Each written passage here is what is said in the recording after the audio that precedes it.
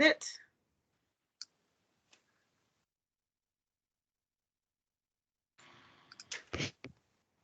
Welcome everyone to the January 26th meeting of the Minneapolis Bicycle Advisory Committee.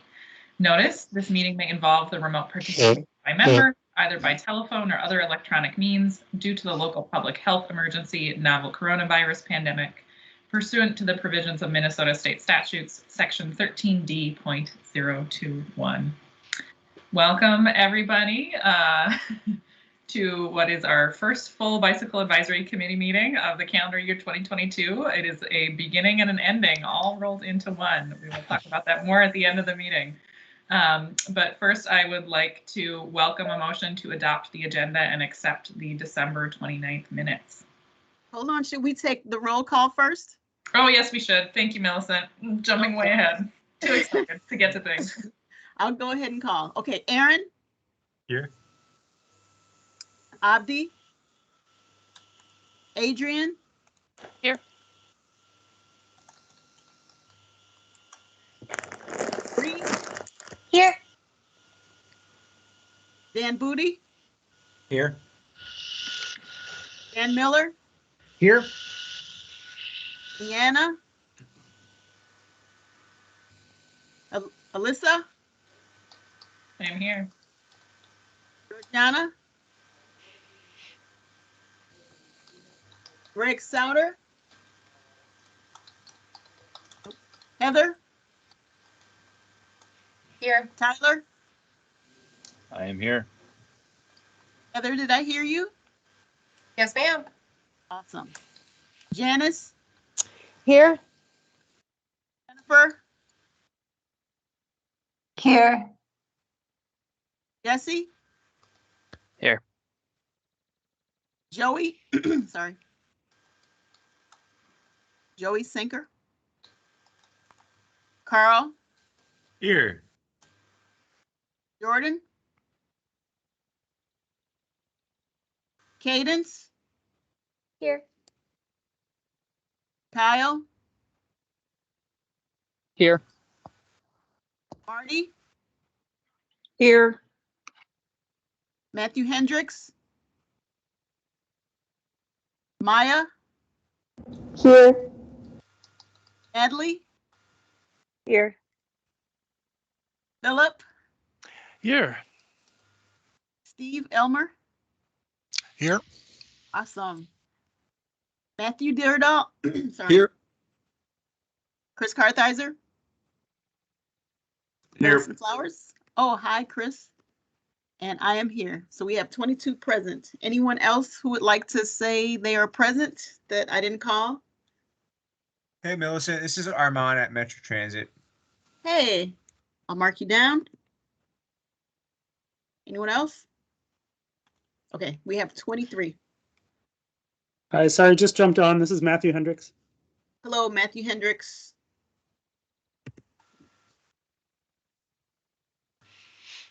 Welcome. And then I would also like to invite anybody who is calling in as a guest on the phone to introduce themselves. Just to make it easy, it looks like we have 3 folks and I'll call on you. Phone number ending in 47. Hi, I'm Marissa. I'm just checking out the meeting. Awesome, welcome. Welcome. Phone number ending in 24.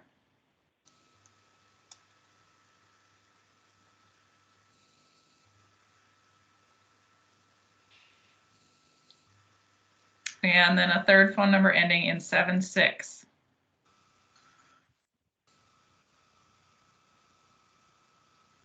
All right, I'll mark them down as presents. We have 27 altogether. Thanks, Millicent. And other folks, if you end up chiming in later and would like to introduce yourselves at that time, please feel free to do so. Now that we are done with the roll call, I would welcome a motion to adopt the agenda and approve the December 29th minutes. I would so move, Philip. Second, Dan Booty. Any discussion?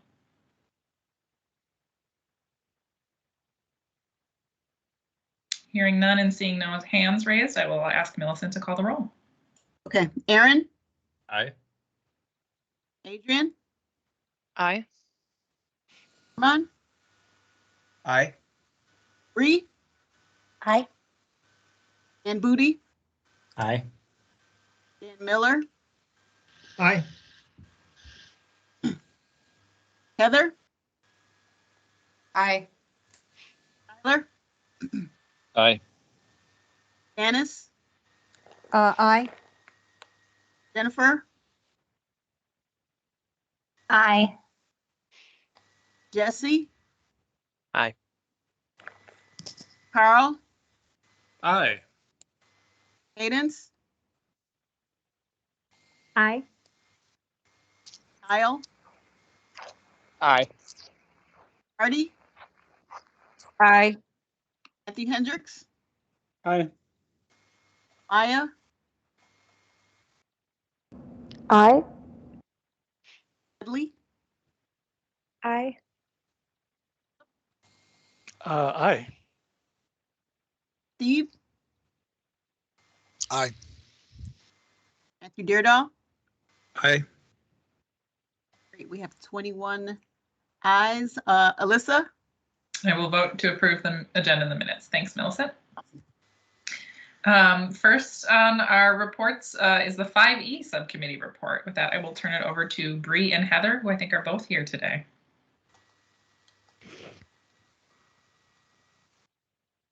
Heather was awesome and took the lead again, so go ahead, Heather. All right. Thanks, Bree.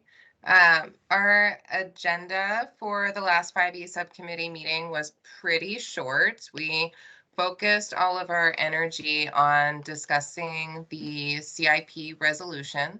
The beginning of the meeting really contained some level setting conversation, asking questions about the CIP process, and really exploring the different options that the BAC has for how to write the resolution. Ultimately, the discussion of that ended in kind of coming up with a hybrid that has some of the components from years past and some new components.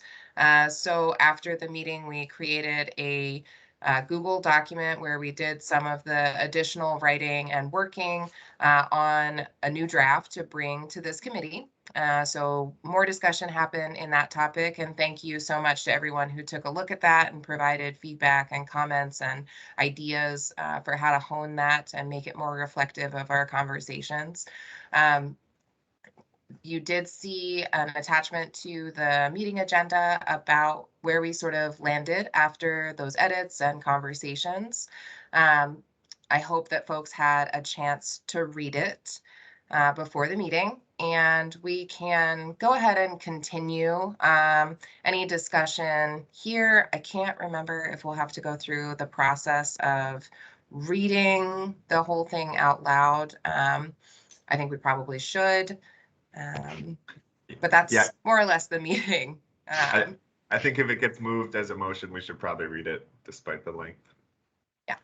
Yeah, so it's a little bit long, but it's kind of up to the rest of the committee here if you want to move to discuss this, amend it, and hopefully get to a place where this can be something that we can put forward after this meeting, or if we want to do a little workshopping here and send it back to committee for further revisions after this. So those are kind of our options here. And Heather, this is Alyssa, could you briefly speak to, or maybe Matthew wants to do this, the CIP process timeline, right? Like when it's important for us to get the resolution in, just for context for folks? I'll let Chris speak to the latter. Yeah, I can jump in. You know, I believe Click gets the report delivered from our staff in April, if I remember correctly. So, I mean, I think this month would be great. Next month also works and gives our CIP team some time to kind of go through this and understand what you're all asking for and see how that aligns or doesn't align with what they've got and potentially make changes. So I think if we get into March, we're probably pushing it a little bit late just because then it makes it a little bit harder for the CIP staff to really dig into that while they're working on the CIP as a whole. But so my recommendation would be either this month or next month. Thanks, Chris.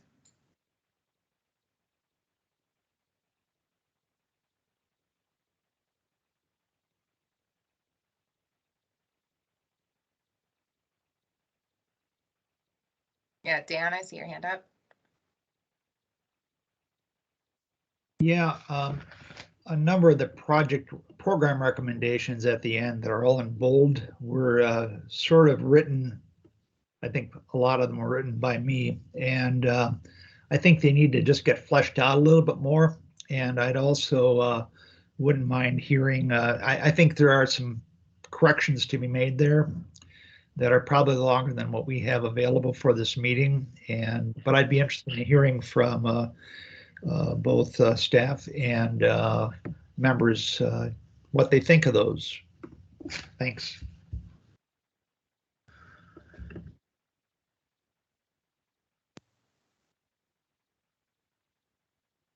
Yeah, Phil. Yeah, the very specific minor point that jumped out to me in the wayfinding recommendations, I would want to add at the end of the sentence as we talk about connections to, I would add and to business districts, as I just think it's so important as are on our bike transit pedestrian routes that we sort of are oriented and encouraged to shop locally and visit those sort of places of interest. So one could expand beyond business districts to, sort of notable destinations, but I think, so that would be one little thing, but I think Dan was thinking maybe more major refinements or additions.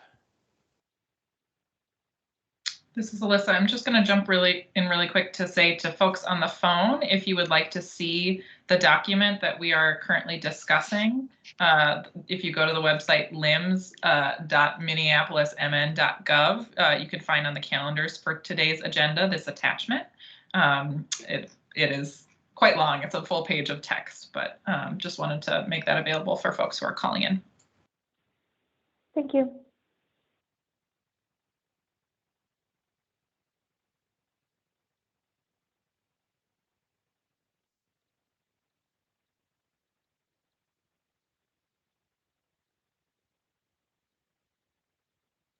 So just in the interest of maybe moving forward, oh, Dan, I'll let you talk and then. Well, I'd be willing to sort of massage this whole thing together. I think that it'd be nice to make the program recommendations look a little bit more in paragraph form like the rest of the document. And I think some of the items are kind of abbreviated in what they mean, and you could get the wrong thinking about it. And so that's why I was just interested quickly to hear if there's anything that's shouting out to members that either should not be in this, or should we highlight by order or by language. And maybe that can be taken offline, but I just, yeah, that's it. Thanks.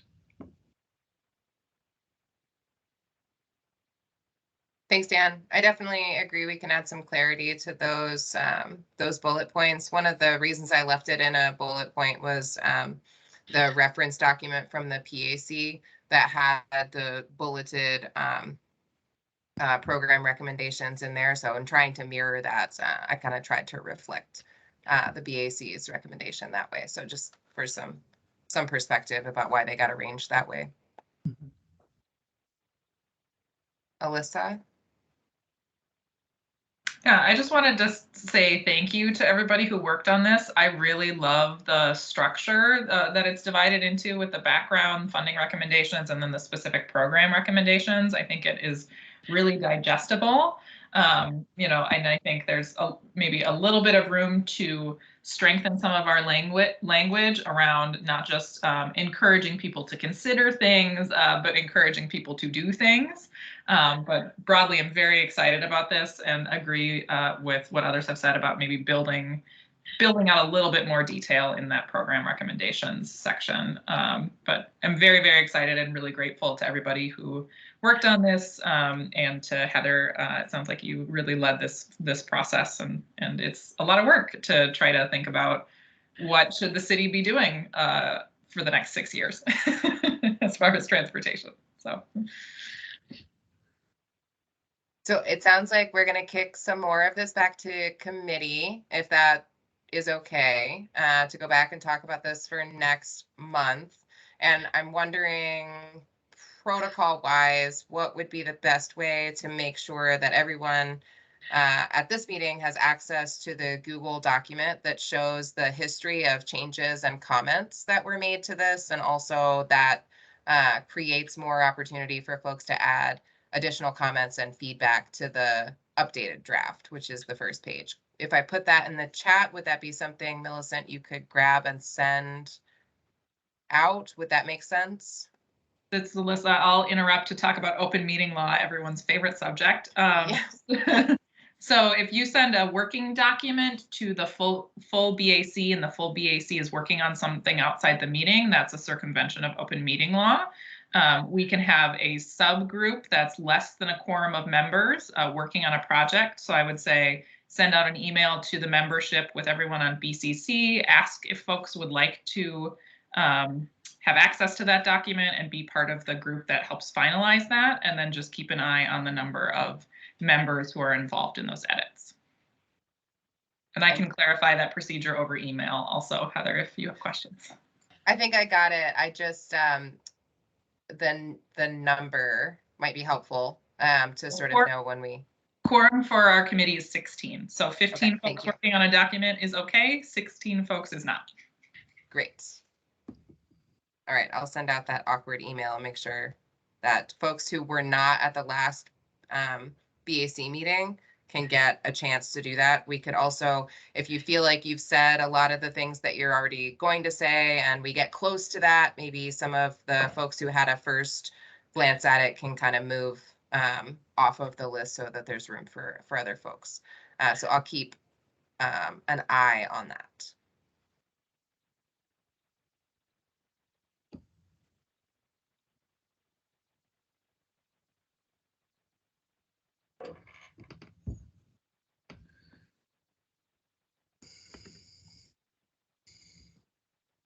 Great, thanks, Heather. It sounds like that is the end of the 5E subcommittee report. I'm just looking for a head nod from you that you're done. Oh yeah, I think so. I think we've still got more work to do, and we can do that in the other committee and keep room for all of the other actions we need to take today. Thanks, Heather. And thanks to the full 5E's subcommittee membership.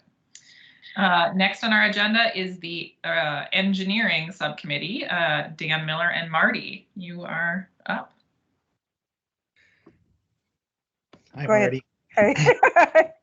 Okay, we had a very interesting subcommittee meeting where we had 3 projects and a concern that was brought to us by one of our members, and we have 4 resolutions, and a number of people helped with the production of the minutes, which are worth reviewing, the documents online. And I wanted to turn this over to some of these people that worked on this and let them proceed with it. So I'm going to let, if Marty's interested, to let her sort of lead the conversation and then allow her to let people that work directly on the resolutions to talk and to lead the review on them. How do you feel about that, Marty? It is all good. I can go ahead and read the first one. The first one is the Cedar Owls Master Plan Concept by Emma Pachuda of Minneapolis Park Board. This is in the early stage of development. The completion or final plan is scheduled for winter of 2022. They have 2 concepts presented, and they're planning on merging both plans. They want to do maximum water quality, and they want to place a marsh around, it says lakes there, but it should say lakes. So there's a mistake there. They're going to add classrooms, playground, permanent shelter for skating on Lake of the Isles, the ability to connect with the light rail, cross-country skiing support, and what I thought was interesting is a 2-way biking on Lake of the Isles, because right now it's a 1-way. Deanna talked about, continue 2 ways from Lake of the Isles. We continue the off-street bike route, and what I got from that is they were still thinking about it. Janice, you want to go now, or I got a couple more things to read. I'll go ahead. I had some comments afterwards. Oh, okay. Dan shared using the path on the northwest corner of Cedar Lake is a tight area for pedestrians, and bicyclists. Consider narrowing Parkway to widen. And then we have a resolution. Janice and Aaron will make a resolution to possibly narrow the Parkway to keep off-street routes. And it's going to be sent out to the group. So Janice? What you All got? I was going to say is that it's important to note that they did present for 2 different concepts, and I think we preferred one of them over the other. And the other, I wanted to make sure that Aaron got a chance to talk because he's actually, and someone else from the BAC is also on the CAC. So they have more inside information that maybe they can share. And the CAC, sorry to de-acronym, is the Community Advisory Committee? The Community Advisory Committee that's meeting, and so more or less came up with these 2 concepts. Yeah, I could talk just for a second about it. There's some really exciting parts of it that Marty was talking about in her summary. There's on the northwest corner of Cedar Lake, there's the possibility of converting that to a one-way, which would bring in at least 10 more feet of space to expand to what we're recommending in the resolution, 10 feet minimum for two-way bicycle traffic and 8 feet for pedestrians. And if anyone's been on that northwest corner of Cedar Lake, you know that it's maybe 10 feet combined between both. So imagining that future is pretty cool. The other notable thing that was also mentioned is the conversion, at least the concept that we're recommending to convert Lake of the Isles to be two-way bike traffic instead of one-way, and squeezing the parkway so that you're not adding more pavement to the park. You're keeping the same amount of pavement, but you're expanding the non-motorized facilities, which is pretty cool too.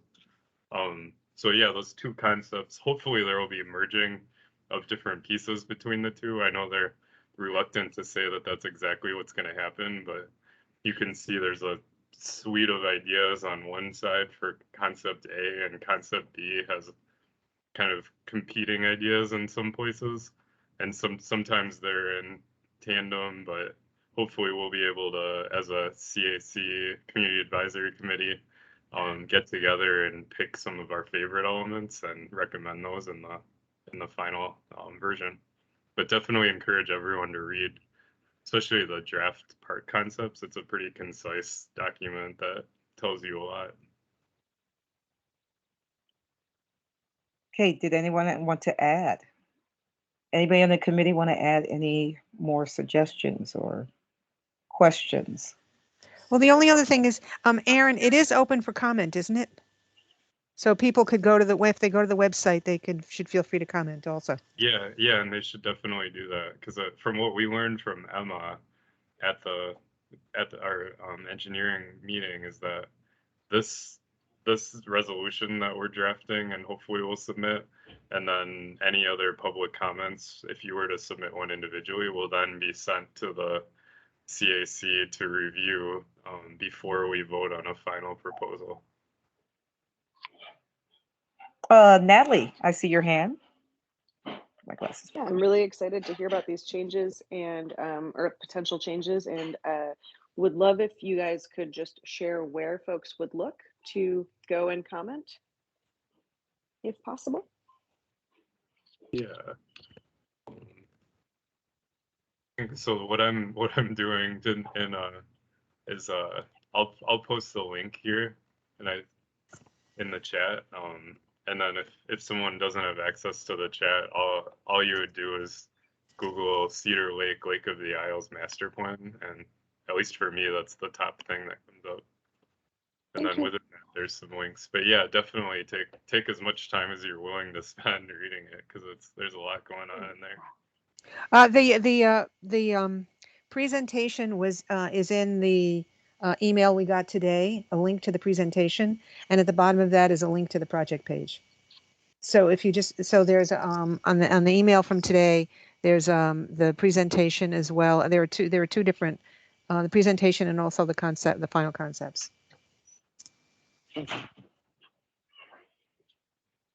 Dan, I saw your hand up, or maybe I was wrong. Dan Miller? Yeah, I was just going to add that this is the first presentation to the BAC, and it's really nice that the Parks Board is bringing these items to us. And this would be similar, although it's not called out, it'd be in some ways similar to the introduction or 15% review. And the resolution is important to get in now because the next time they'll be coming back, they will have a preliminary, the proposed concept rather than the preliminary concept. Thanks.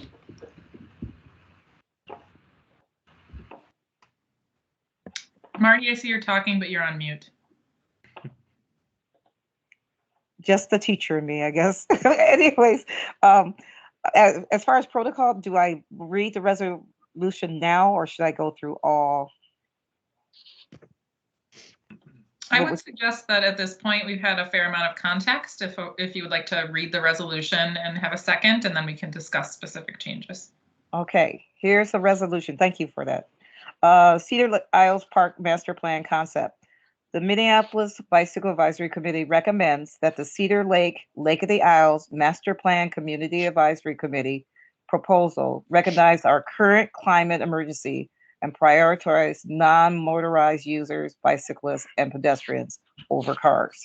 Therefore, the BAC asked the CAC to include the following in their final proposal.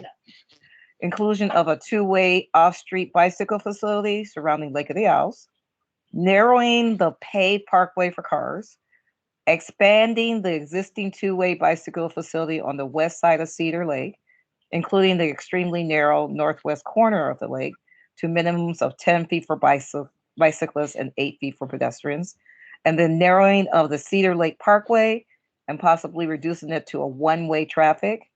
Significant traffic calming features be added to existing parkways, including narrowing, raised or tabled intersections, stop signs, and other means to keep vehicles traveling at the Minnesota Park Board's new 20-mile-per-hour speed limit or below. So the people that wrote this up, would you like to speak to this at all? We need a second for the motion. Second. I'll second Okay. it. Aaron, I think seconded for the minutes cadence. Discussion.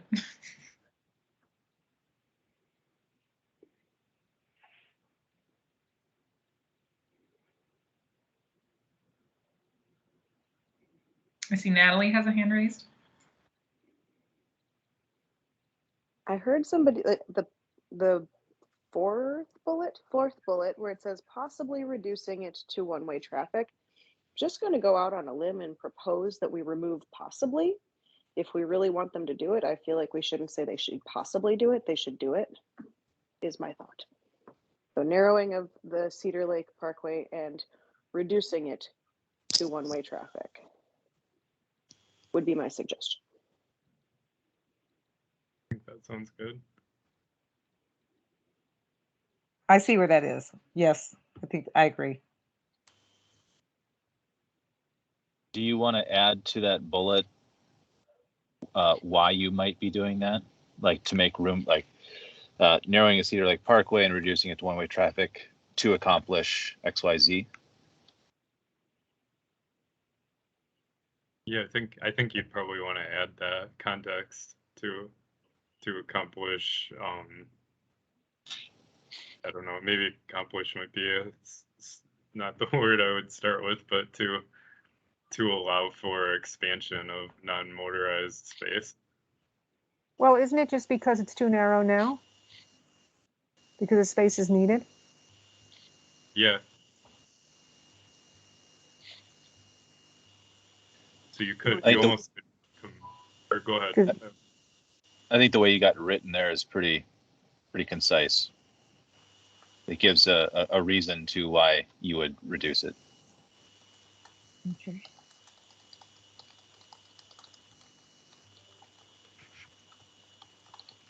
Thanks, Tyler. Other discussion?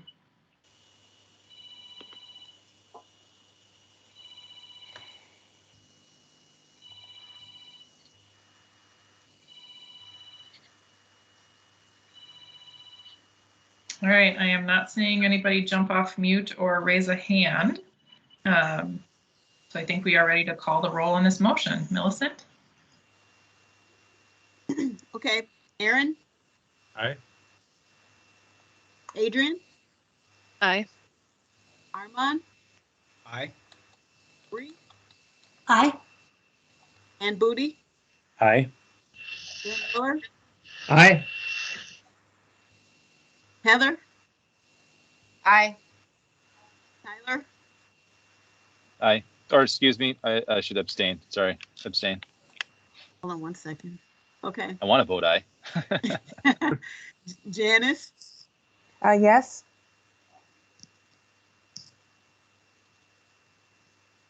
Jennifer, Aye.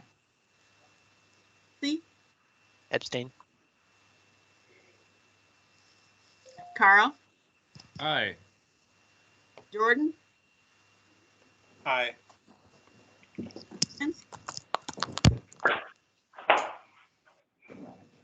Cadence, Abstain. Kyle, Aye. Marty. Did you say Marty? Yes, I did. Oh, aye. Matthew Hendricks, Aye. yeah, Aye. I think you said Natalie, so aye. are you guys I'm yelling here. Natalie. No, it's like it misses the first part of Yeah. the names sometimes. Yeah. And Anyway, actually, that aye. happens pretty often, Millicent. So it's just the first syllable of what you say we often lose. Yeah. Okay, so any suggestions? Maybe I should go, Philip. Millicent, if you do the full name, then if it drops the part of the first name, people will still hear their last name. I don't know. Maybe that Okay. would help. Okay, Philip Music, Aye. Thank you. Steve Elmer, Abstain. okay, and Matthew Deardahl. Yes. Wonderful. And Alyssa Shuffman. I will abstain. Thanks, Millicent. Okay, we have 18 yes and 5 abstentions. Great, motion passes. Marty and Dan, do you want to move on to the next item? Dan, are you able to do the next one? Then I'll take the one after.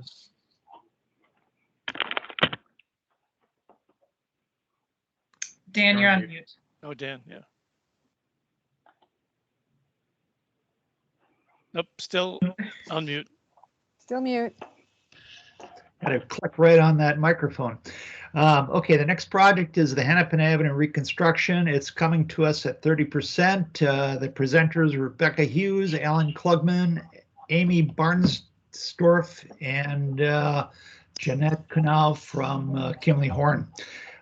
This project has been before us, I believe, 3, possibly 4 times already in the last 2 years, and it's they've done a lot of interaction with us and engagement as well as the community. I'd like to turn this over to Janice and Phil to maybe fill in some comments about the discussion we had, as well as present the resolution that we produced, or that they produced. Well, I can say that what we, I guess it's sort of in a brief summary. They've made a wonderful design and they've been supporting it. So this is on Hennepin Avenue. There's a 2-way bike lane proposed for the east side of the street along the whole length from Franklin to Lake. 1-way dedicated transit lanes, and they're narrowing the traffic lanes to 1 lane in each direction except for a few turn lanes in the middle. They're also restricting turns at all but I think maybe 3 intersections where you'll be allowed to make a left turn. Otherwise, I think it's going to be a median that's going to prevent left turns. And I think the other thing to know about this, I went to the open house for it, is, as you can imagine, they're allowing a little bit of parking, but they're vastly reducing parking on Hennepin. And as far as I can understand, the businesses are very upset with this plan. The Lowry Hill Association, which is my neighborhood, unanimously passed a resolution to ask them to reconsider putting back parking and to delay the project. I believe Lisa Goodman is backing delaying the project, and it's largely in her. She's a council member. So I think, it's important for us to make as strong a statement as we can, for everybody to go to the website and add comments. And I have to say, at the CIC, it was great to see Ellen Klugman and all the staff absolutely support the need and the sensibility of reducing traffic to one lane from the vast majority of the street. But whether that's going to be able to be sustained, I have no idea. So I don't know if you want to add anything, Phil. Yeah, I think this is a really excellent design. It's a classic 4-to-3, what used to be called a road diet, a conversion. The city's done a good job in two elements. One is they modeled speed and volume along the 4-to-3 conversion, and we're not losing, compared to 4 lanes now, and which inherently you get more traffic weaving and buses stopping. This dedicated bus lanes, 2 lanes in each direction, we don't really lose much speed or volume at all. And impressively, we get better green infrastructure, sidewalks, and bike facility on the east side. The other thing the city did is, they modeled parking, and there is, as I think we all sort of usually realize, there is plenty of parking. It's very important, as we put in the resolution, that people know where to find it, because there will be less of it right on Hennepin Avenue. There will be some. So that's in the resolution. So it really is a beautiful, city's done a great job. So maybe, why don't we take, if there are any comments, questions before I read the resolution? Elissa had her hand up. I just briefly wanted to clarify that Hennepin Avenue is a ward boundary. So it is both a Ward 7 and a Ward 10 project. So Lisa Goodman is one council member who has an investment in this project. And then council member Chugtai also has an investment in this project, and as do the residents of Ward 10. And then I just wanted to expand on some specifics from Philip's comment about parking. There are currently about 350 spots on Hennepin Avenue, and there are nearly 3,000 spots in parking lots and ramps along the corridor. To give folks a sense of scale, they're proposing eliminating about 10% of parking, and even at peak parking usage for the corridor, only 75% of the street parking spaces are occupied. So just some context for, businesses rightly are concerned about patrons having access to their business, and also there is a glut of parking on the corridor that is not even being used to its full potential now. Great comments, Alyssa. I was just thinking back to the Greenway corridor in St. Paul. That parking analysis showed, vastly underused parking within half a block of University Avenue. So it's important to sort of help and reassure people that for people who are handicapped, elderly people, their deliveries, there will be parking spaces right on Hennepin, but there, for what's mostly needed, there are plenty of parking spaces within a half block or even a block. So, okay, if there are no other questions, comments, I'll read the resolution. And this is the last time I think we will see, this is at 30%, Hennepin Avenue reconstruction, 30%. The Minneapolis Bicycle Advisory Committee commends Public Works on its current design for the Hennepin Avenue South reconstruction, which aligns with the city's Transportation Action Plan, the Vision Zero Action Plan, the Complete Streets Policy, and the Climate Action Plan. We support the key design features in the plan, including wider sidewalks, green infrastructure, a protected bikeway, dedicated transit lanes, vehicle travel lanes, and approximately 20 spaces for on-street parking and loading on Hennepin Avenue.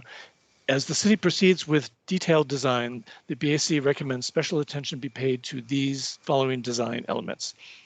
spatial identification of increased bicycle parking spaces and promotion to businesses of the city's 50/50 cost share program for businesses to install bike parking, programming of LPI leading pedestrian interval capable signals, raised pavement for select side street crossings, tree vegetation in boulevard median spaces wider than 4 feet, a district parking plan worked out in coordination with corridor businesses that, one, prices parking spaces on and adjacent to Hennepin Avenue to assure at least one empty parking space per block face within 1 to 2 blocks of Hennepin Avenue at all times, and two, provides clear signage to steer drivers to parking. The BAC thanks city staff for their 2-year engagement effort on this project, including multiple presentations to the BAC. So moved, and is there a second? Matthew. I think Matthew is raising a hand. Are you seconding? Yeah, I'll second. Yeah, I'm on. I can do that. I don't know if I've ever seconded, but I'm a voter. Awesome. So, can I comment on it? Please. Okay. I may suggest changing the first bullet to promote businesses the 50/50 cost program.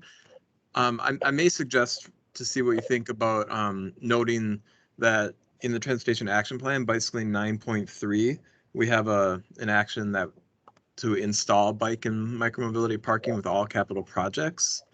We haven't developed a plan to do that yet, but maybe it's an addition to the sentence. What do people think about that? Maybe it's fine the way it is, but it just hit me that we have said that we would do that. We call it low difficulty in the first 3 years of TAP. So I don't know. Does that matter too much right now, or should we just leave it as is? I think we could put a comma after identification of increased bicycle parking spaces. As suggested in the transfers. Yeah. Yeah. Mm-hmm. Right. Mm-hmm. So increased parking spaces as suggested for capital projects in the Transportation Action Plan? Yeah.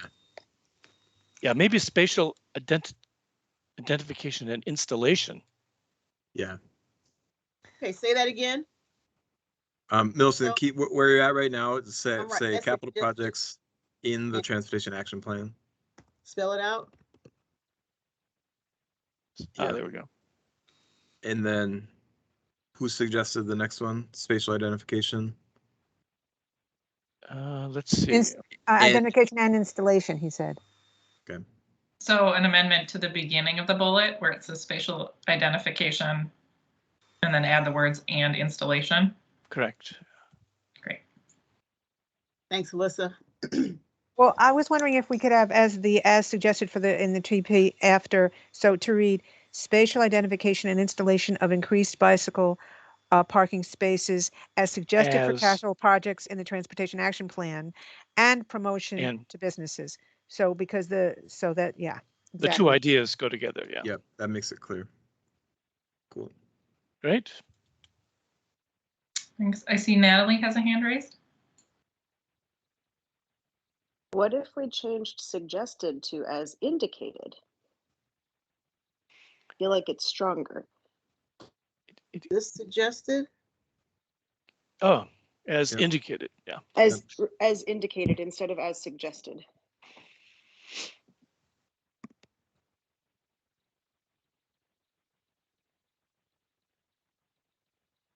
Thanks, Natalie. Bree, do you have thoughts?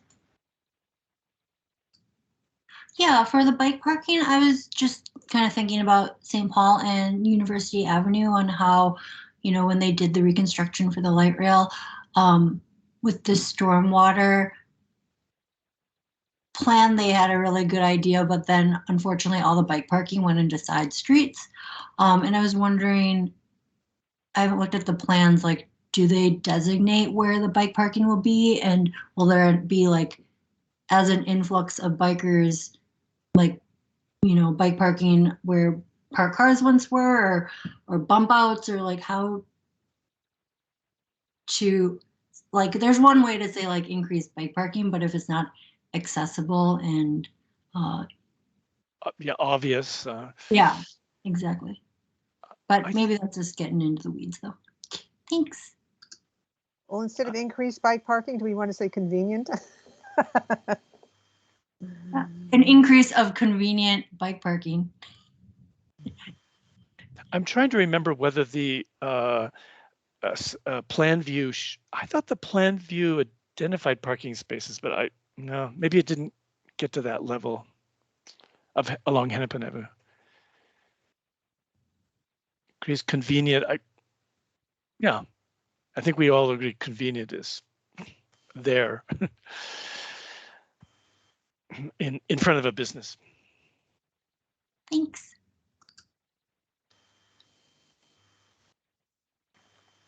Did you want to say in front of a business, Philip? Or no? No, I think this is All good right. enough.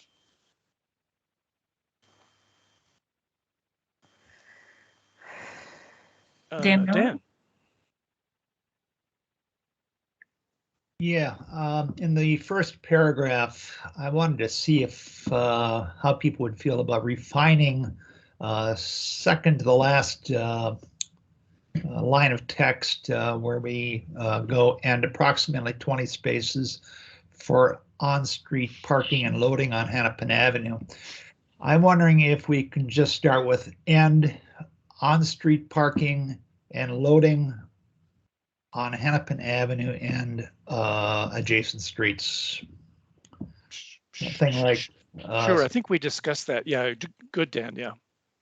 I think take out only 20 spaces is just it's alarming when it doesn't need to be. Correct. Because one thing they did do on this plan that was well represented was to call out where they're going to move parking, and I was pretty impressed by that going up and down the side streets. They've done a detailed study on that. So if you just Millicent, if you could just delete the approximately 20 spaces for, and help me out, folks, and on-street parking, and look, you got it already. I'm looking at She's got it. Yep. I'm looking at my notes here, and I'm sorry I didn't. That's okay. No, we got it. Good. Everyone's on the same page. Carl? Yeah, just a quick question. I attended the open house, and another topic that came up with in addition to the parking is, of course, is the ADA question, which potentially could be it's kind of subconsciously addressed in the last bullet point with regard to price parking being available for blue signs. However, I'm curious if there's potential to address the fact that provides ADA spaces or potential to call out increased ADA response, as well as the focus we're putting on parking in this as well. Whether that be in the last bullet point being an option or a third number that is referencing a proper recognition of ADA parking, in addition to, they specifically just talked to Metro Mobility in the open house, but to make sure that folks who need to get there aren't homogenized in that conversation as well. Again, just a concept. Just curious if we want to call out appropriate ADA response in this conversation as well. It seems reasonable. I do not recall there was any more specific identification in the plan other than just here are the parking spaces. So calling out the ADA, yeah, or more or appropriate. That's a good addition, seems to me. This is Alyssa. For the suggested donation, suggested change for item 3. Could we have that say, don't delete it, Millicent. Have that say, instead of providing more, prioritize ADA parking. I don't know that what we're looking for is more parking, but making sure that the parking we're providing, it prioritizes folks with disabilities. And then I think we don't need to put this in the resolution, but we'll continue to remind us all that there are plenty of folks with disabilities who only take the bus, who only bike, who only walk. And I think all the other elements that we've talked about within this resolution are really providing access to those folks who are not driving but have disabilities.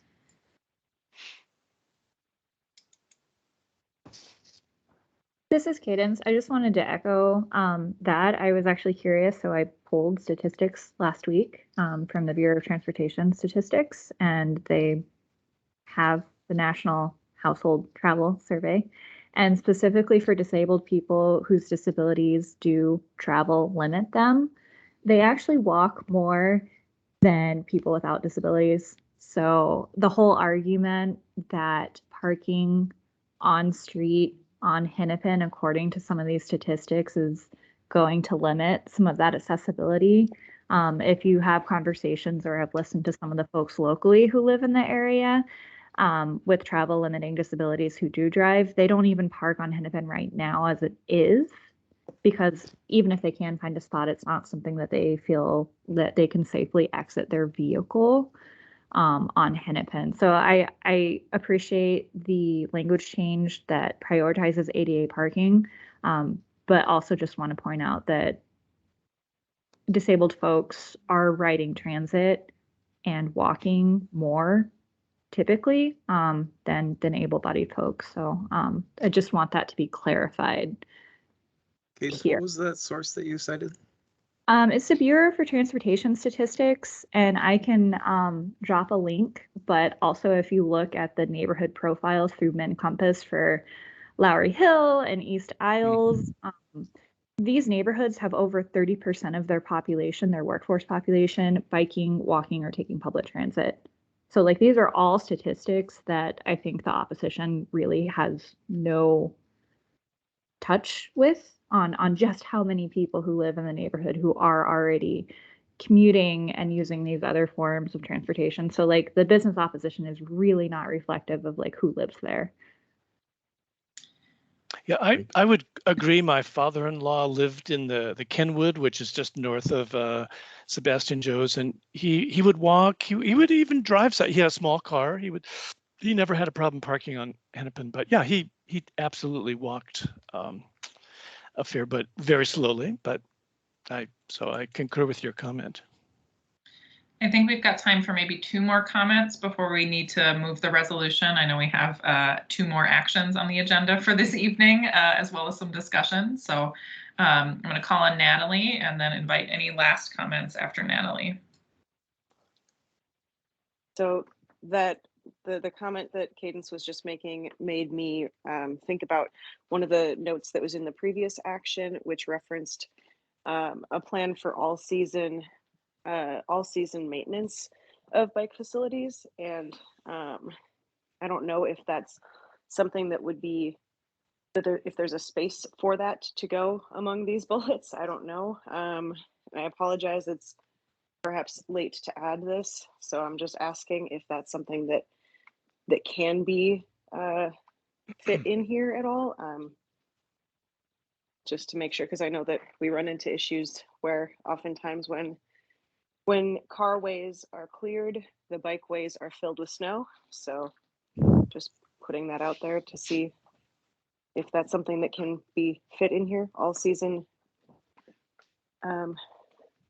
maintenance.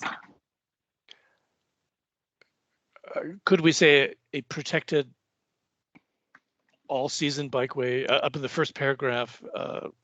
Protected all-season bikeway, protected, well-maintained all-season bikeway, or something like that.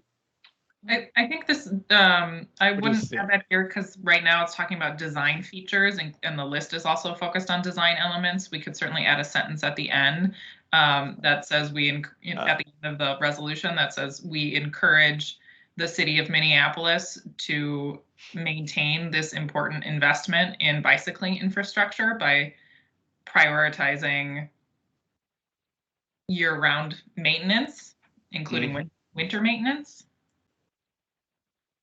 But I wouldn't put it in the list because of the fact that the rest of the resolution is so focused on the design. Sure. Understood. Yeah. Can you guys say that one more time? We encourage the city of Minneapolis to maintain this important investment. I lost you there. In bicycle infrastructure by providing year-round maintenance.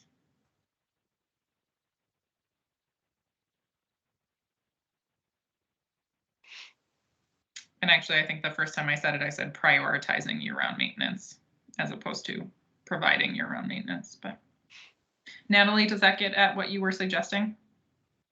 Yeah, I think so. Thank you. I appreciate it. All right, I saw quite a few people put hands up and then take hands down, but I don't see any other This hands is up. Jordan. So last call for comments on this resolution. Yeah, this is Jordan with Hennepin County. I put my hand up and then I became an unknown user and it went away. But I have kind of an alternative thought on the parking bullet point. I just wonder if we're trying to like solve a problem for somebody that's, and I'm putting problem in air quotes because I don't think parking is actually a problem, but is that really the BAC's problem to solve? Or is that more like Minneapolis staff and whoever else should figure that out? So just my 2 cents, it's maybe getting a little too in the weeds.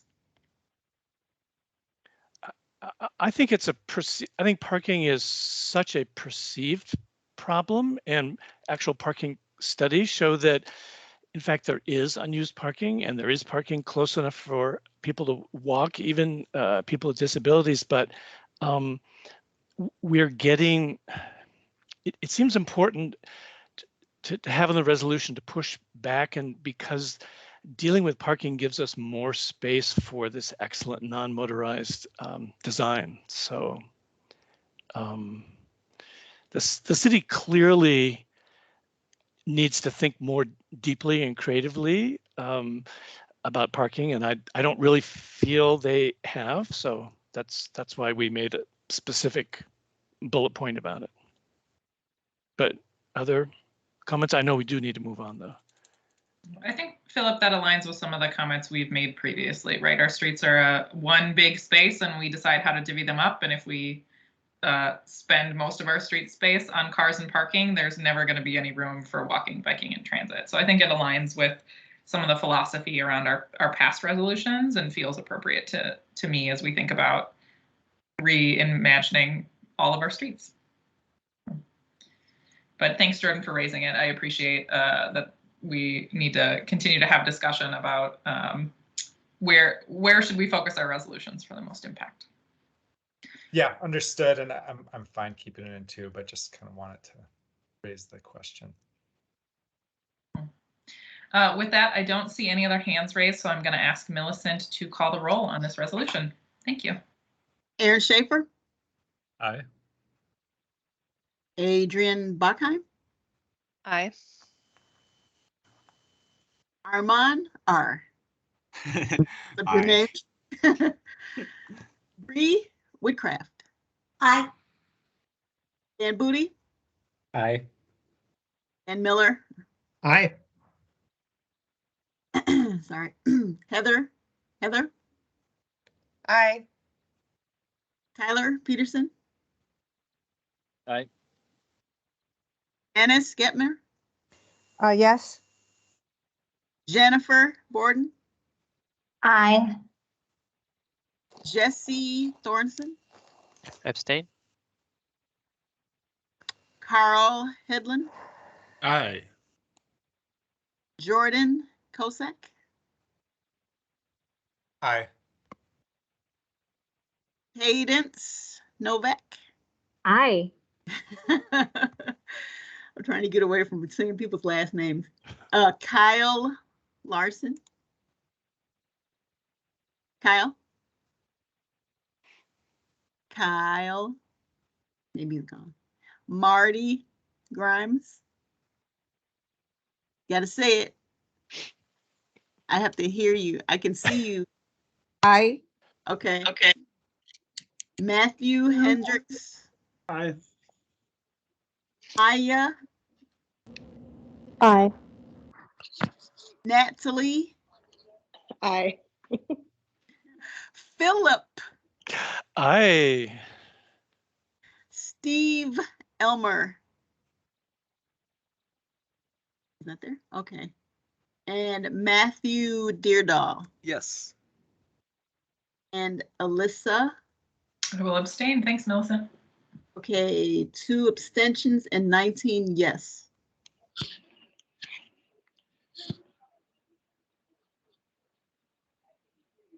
Okay, are we ready for the second? Third? Are we ready for the next? We are. Thanks, Marty. Sure. Graco Park Design. Carlos Fernandez for the all-new Fernandez landscape design for Carrie Christensen of the Minneapolis Park Board. Okay, this project is in its final design process with a preferred concept. Construction is tentatively scheduled for fall of 2022 through spring of 2023. The preferred concept includes a large pedestrian bike tunnel beneath the Plymouth Avenue Bridge that will connect Graco Park to Boom Island and the East Bank Regional Trail. The preferred concept was developed from 3 schematic designs and underwent significant community engagement. Concerns were raised with the regional trail identity within the park, to the tunnel and the Plymouth Avenue Bridge near Sibley Street Northeast and the 8th Street Northeast crossing. Trail improvements on the south side of the tunnel connecting to existing trails are under consideration. So it looks like Dan Miller did the draft resolution on this one. Dan, did you have any help?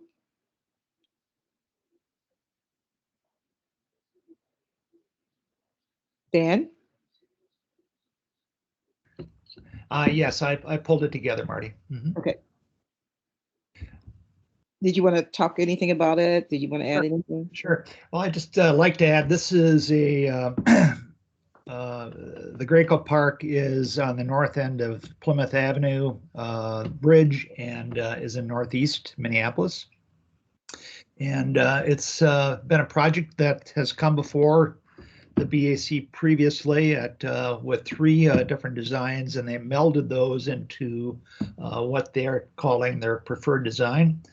And it was quite spectacular. And I think that a real huge gain was to be able to have that tunnel. They're proposing a tunnel that will connect these 2 parks together, which previously was just a, you had to cross Plymouth. You'll be able to do both, and they're looking at improving that intersection across Plymouth there as well. So lots of really good things about this plan. And again, it's just impressive to be able to have Minneapolis Parks and Recreation come and present this to us. This is what would be, I would consider it's at 30%, even though it's not stated that.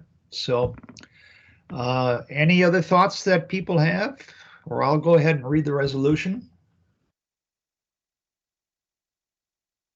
All right, seeing none, here we go. The Graco Park Preferred Design.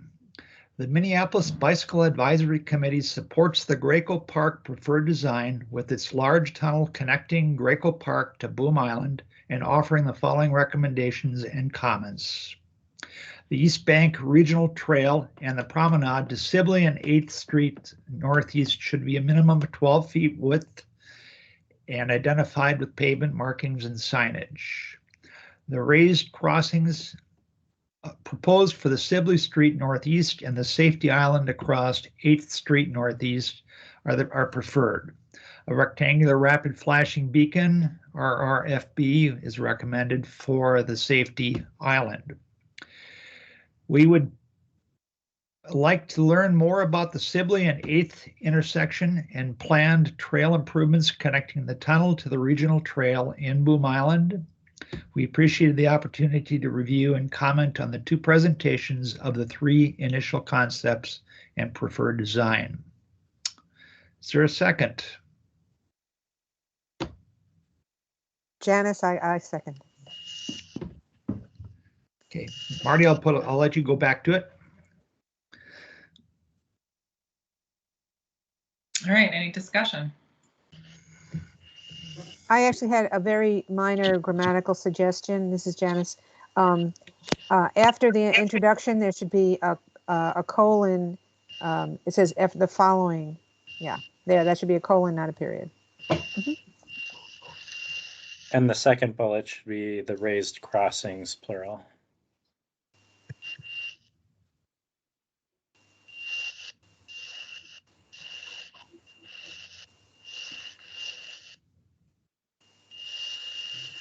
Any other discussion? I'm not seeing any hands raised right now.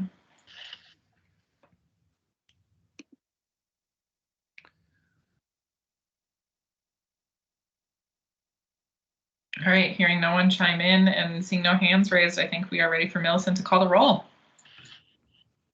Okay. Aaron Schaefer, Aye. Adrian, Aye. Armand R, Aye. Bree, Aye. Bree Craft, thank you. Dan Booty, Aye. Dan Miller, Aye. Heather Gillett, Aye. Tyler Peterson, Abstain. Janice, Yes. Jennifer Borden, Aye. Jesse Thornton, Abstain. Carl Hedlund, Aye. Jordan Kosak, Aye. Cadence Novak, Aye. Kyle Larson. Oh, they're gone. Sorry. Marty Grimes, Aye. Matthew Hendricks, Aye.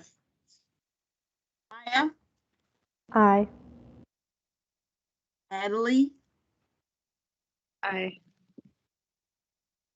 Philip, Aye. Steve. Okay, he's not here. Matthew Deardahl Yes. and Alyssa. I will abstain. Thanks, Millicent. 3 abstentions and 18 yes. Oh, Dan, you are muted. The last item that came before the subcommittee was an issue with the Whittier Lindeal Bikeway. And Aaron, if you would like to just discuss what we talked about and present the resolution. Sure. Yeah, thanks, Dan. Yeah, if you all remember last month, I just kind of I put Matthew on the spot for a second, but I had heard just before that, so sorry, Matthew, but I had heard just before that about this issue, like maybe in the week before that, about how we were all excited as a bicycling community that late November they were still getting some pavement in for the new updated Blaisdell section of the Whittier Lindeal Bikeway. And so they got a big chunk done that never was striped two-way. But because of the project situation and because now all of a sudden that section was very wide and wide enough for a car, I've learned through some kind of secondhand knowledge, they closed the bikeway for the winter. Which kind of you could get around the sign until we got that first big snowstorm. And after that, then it was just left unplowed and a sign saying it was closed. And so after looking into it, it sounds like they closed it with the right reasons maybe in mind, but not really realizing that they're shutting down a major non-motorized route for people in Ward 8, which I represent. So so I heard about it from a number of people right away. And so what I did was craft a resolution that acknowledges the safety issues and asks the city to explore a way to keep us safe in the bike lane and keep cars out of it, while also acknowledging the fact too that it never was actually opened as a two-way bicycle facility. It's, as far as any user has ever seen it, it's always just been southbound and not north and southbound.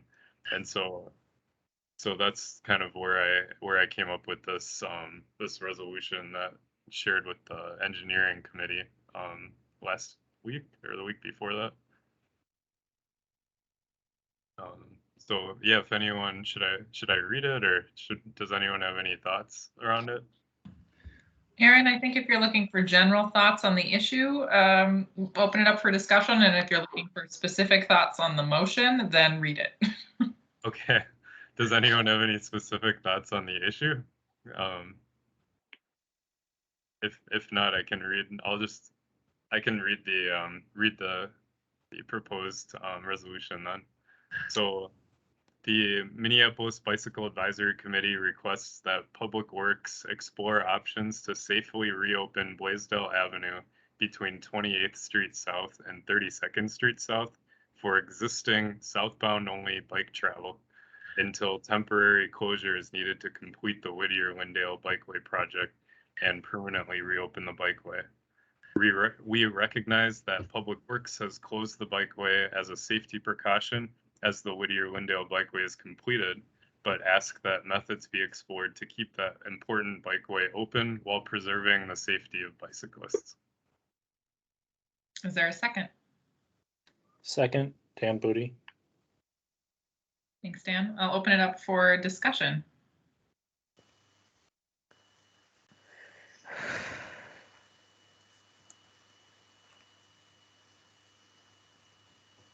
I have a question. This is Cadence. And maybe Matthew, you'll be able to answer, but I'm curious about, like, is it possible at this point, like if the winter maintenance hasn't been happening, like how difficult it's going to get that section to be rideable to more folks, and like what temporary things like we can implement? Because I mean, obviously there's no asphalt and I don't know how well paint adheres in the winter, but like what is possible?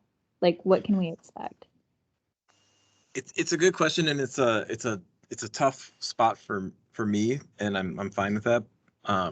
But I say it's a tough spot because I don't have any answers for you on that. That's a great question. It's a great observation. I don't know what it would take to get, down to like bare pavement or rideable pavement at this point. I also wasn't really like I don't know exactly where the I don't know about the closure of it. That wasn't something that I was a part of. What I do know is that it was a rollout issue. So all of the features to indicate that it's two-way travel were not installed, and that's particularly on Blaisdell from 28th to 32nd. And so I think part of the complication is that it is actually two-way rideable or designed for that on First Ave and 28th over to Blaisdell. And then there's some indication that it's two-way, meaning some of the green paint with the arrows for two-way was put down. And then at Lake Street, the indicator, the green conflict marking indicators sort of showed that it was two-way. And so I think my guess is, which I don't have a clear sense, is that it was closed because of some of that potential confusion that people may think it's two-way when it's not, and it's not probably advisable as two-way under those conditions. So I think part of what I appreciate about this resolution is that I can use it in my final week and a couple days to push on this a little bit. But like Caden said, I don't know that it's possible or feasible at this point based on condition, unless we had a big thaw, and then possibly through signage we could indicate that it is one-way southbound. But yeah, so I don't know if that makes sense, but I'm struggling because I don't have, like, I'm not on the inside of those decisions or discussions.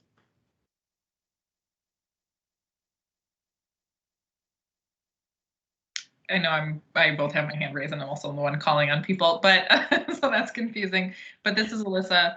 I think, one of the things that I have biked this, like this week, I biked it several times because I needed to use this route to get places. And one of the things we could, like the city could, there's still 2 travel lanes for cars on this street that are plowed. We could ask the city to close one of those travel lanes to cars and open it up to bikes for southbound traffic, right? Like there are plenty of ways that the city could be more creative than just saying this one lane that we have designated for bikes is no longer operable and therefore you don't get to ride on it, because people are going to ride on it. I needed to ride on that street this week because it was clear. And so I took a travel lane designed for cars, and it was terrifying and awful. And it was still the only option that I had to get from 24th to 28th for the stretch that I needed to do it, or 24th, sorry, to 31st for the stretch that I needed to do it. And so, yeah, I guess just want to, we can also point out to folks that just because this one section of the pavement doesn't feel like it's safe for people biking right now, doesn't mean we can't designate other sections of pavement for that.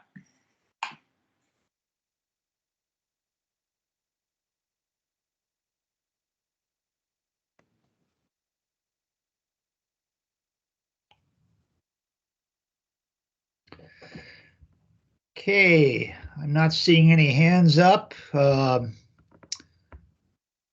think we're ready to call roll. Okay, Aaron, Aye.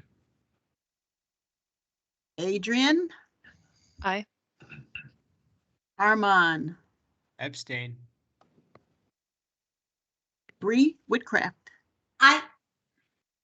Dan Booty, Aye. Dan Miller, Aye. Heather, Aye. Tyler Peterson, Aye. Janice Gepner, Yes. Jennifer Borden, Aye.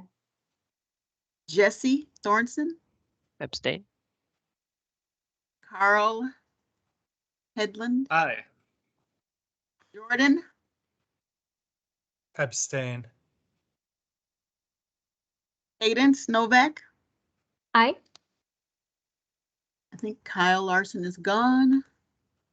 Marty Grimes, Aye. Aye. Matthew Hendricks, Aye. Aya, Aye. Natalie, Aye. Aye. Philip, Aye. and Matthew Deardahl, Yes. Lissa. I will abstain. Thanks, Melissa. Okay, 4 abstentions and 17 yes. Awesome. Dan, you're on mute. Sorry, I'm trying to be polite and I forget. That wraps it up for the engineering meeting. I just wanted to once again thank the committee members that pulled together these different items. And it was a spirited discussion at that meeting as well as during this meeting. So thanks, everybody. Thanks to Dan and Marty for bringing that forward. We are done with subcommittee reports and moving on to discussion. First up is Chris with the year-end review.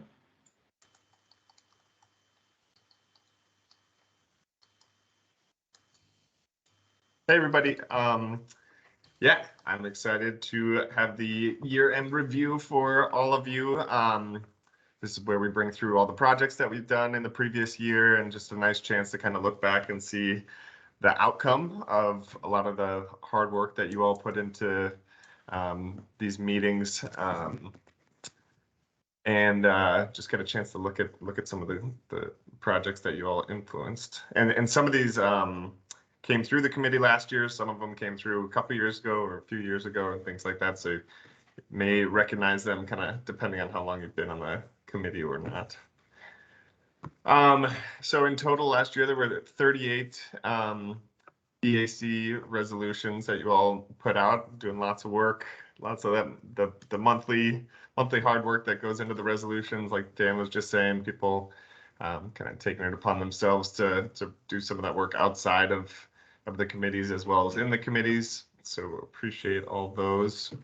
And I basically structured this into two different sections, and one of those is projects funded by programs, and then the others are like standalone projects and reconstruction projects. So first, for the projects that are funded by programs, the North Loop Pedestrian Safety Project. So you can see since we've brought on the green infrastructure team. We've been doing more of these kind of green infrastructure pieces with our typical bump outs and things like that. This is downtown in the North Loop.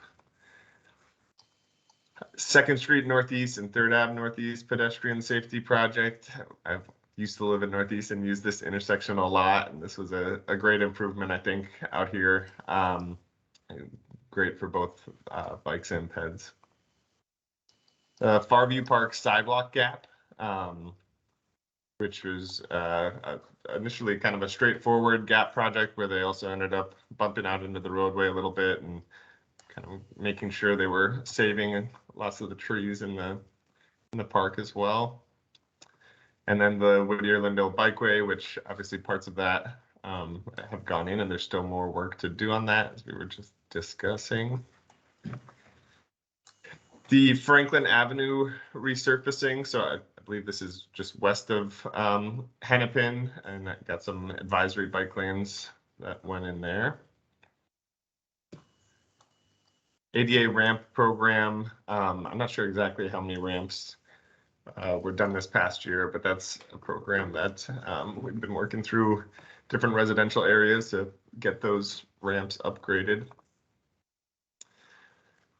And this was a really cool project led by Yasna on our team. She did some really great engagement around this.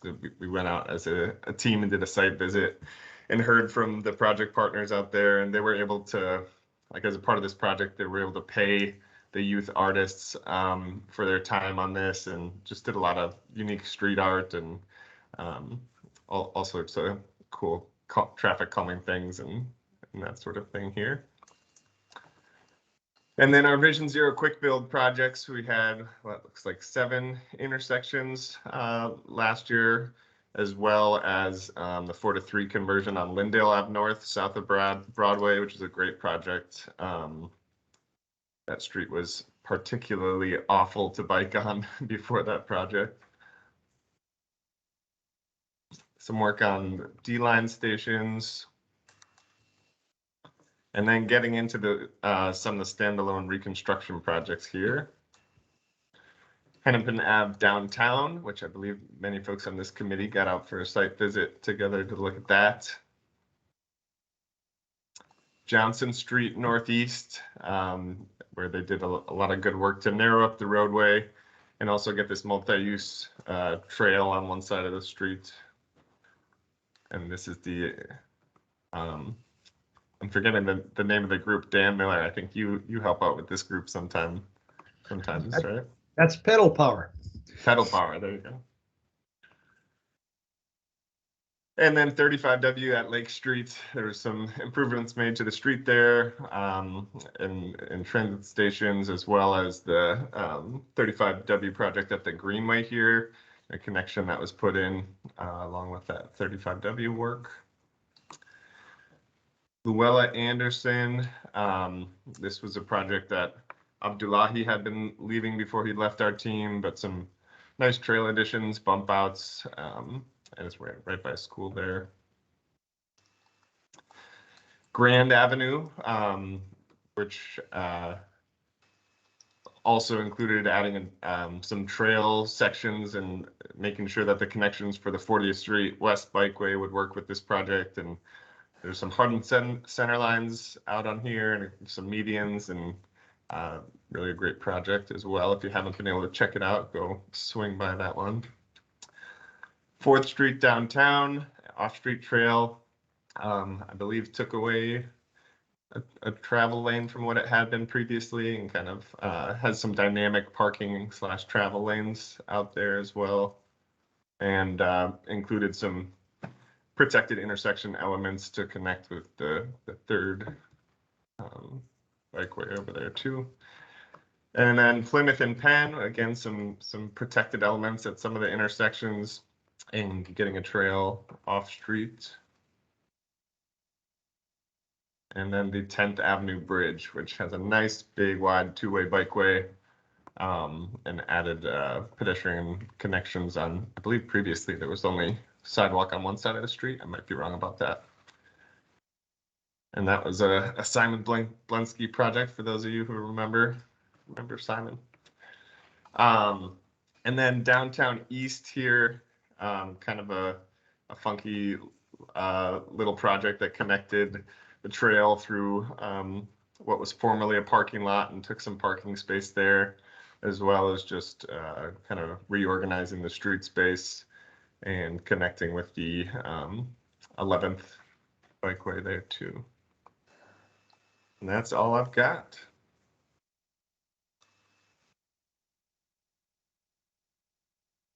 Sorry, I'm like presenting from the shadows. My camera's been really sensitive to light lately, and it just like decides to change it. So didn't mean to go Batman on you.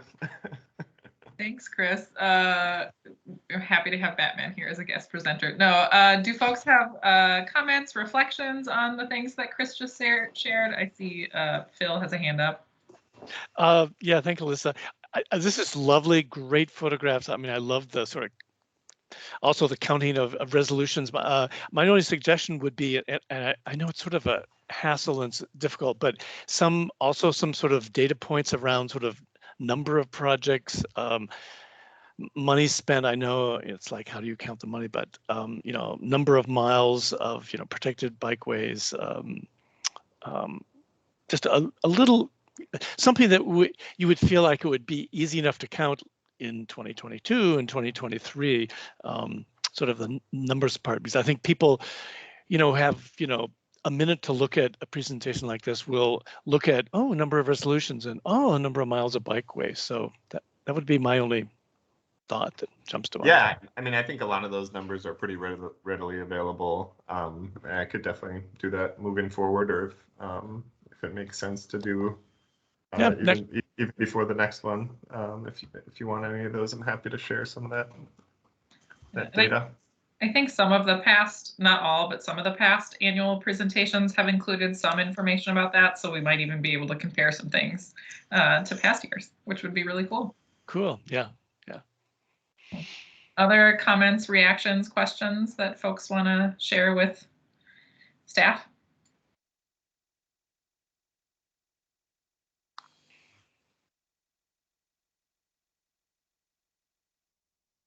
I thought it was a pretty cool presentation. It's neat to see the things that we talk about actually in real life. So it's always really fun, especially the ones like I think the one in downtown East I hadn't seen in real life yet, so that was really cool.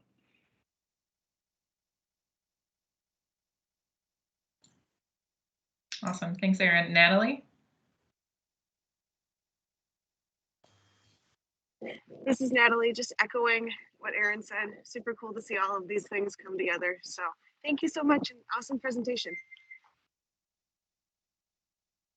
Cool, thank you. Yeah, happy to put these together. It's fun for me too to get to see all the different projects and stuff too, and that's one of the things I really like about staff in this committee is that I get to see all the work that I'm not necessarily involved in at the individual level. So thanks for the time.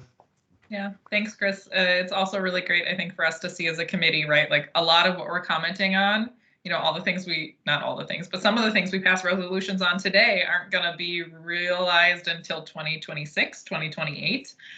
So really important to have you bring that back to us so that we can be reminded that, oh yeah, even though some of the things we're working on today aren't going to happen for a couple of years, that they do eventually happen, and the work from 4 years ago is paying off today, and the work from today will pay off in the future. Dan Miller? Yes, Chris, great stuff. Who else are you going to share this with? Is this going to be part of a presentation to other people besides us? I shared it with the Pedestrian Advisory Committee as well, but typically we just kind of put these together for the two committees. I mean, you're welcome to take this and share it with other groups. Totally fine with this, like it's a public document at this point, but yeah, I don't know if you had anyone in particular in mind. I just didn't know if it was going to be part of a council presentation or stuff like that. You can look forward to some updates from me pretty shortly at the next several meetings around the annual, what was the TMPW, Transportation and Public Works presentation, but now I suppose will be the PW&I, Public Works and Infrastructure presentation for council. Thank you. Any other comments, questions before I move on to our next agenda item?